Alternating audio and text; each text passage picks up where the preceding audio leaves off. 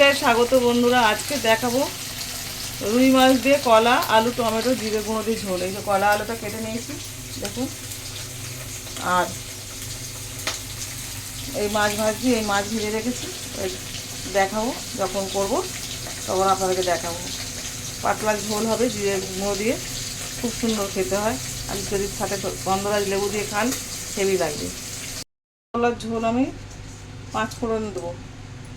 আপনারা যদি মনে করেন জিরে ফোড়নও দিতে পারেন, পেঁয়াজ দিতেও পারেন, কিন্তু আমরা 5 ফোড়ন দিয়েই করি।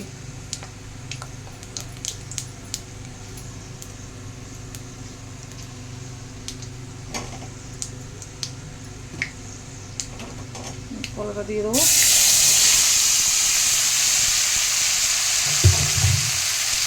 ভালো করে কলাটা ভাজবো, আলু আর কলা।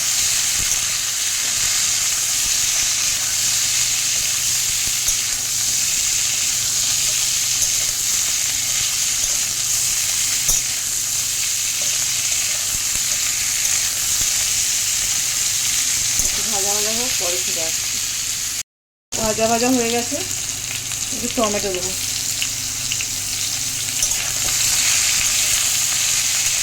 টমেটো দিয়ে ভাজবো।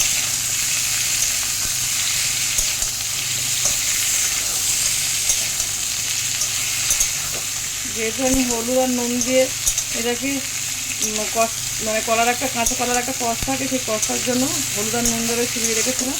তাই একটু হলুদ হচ্ছে, একটু হলুদ আর নুন কম দেবো, স্বাদ অনুযায়ী দেখে আবার দেবো। এটা ভালো করে ভেজে নিয়ে এবার মশলা দেবো।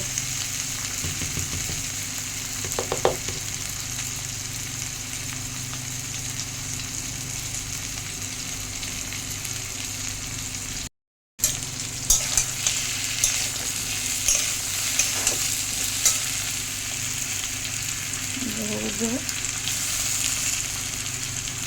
আর এই লঙ্কা দিলাম।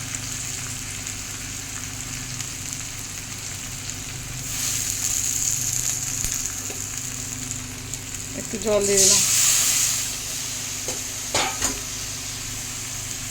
এখন কষিয়ে নিয়ে পরে ফিরে আসছি। জল নিয়েছিলাম, তারপর জল দিয়ে দিয়েছি।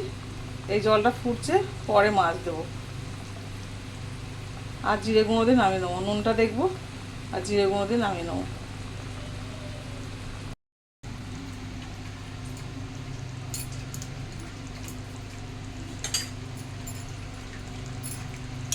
ঝোলটা আমার হয়ে গেছে, মাছগুলো দিয়ে দিলাম, ডুবিয়ে দিচ্ছি। একটু ফুটলে জিরে গুঁড়ো দিয়ে নামিয়ে নেব।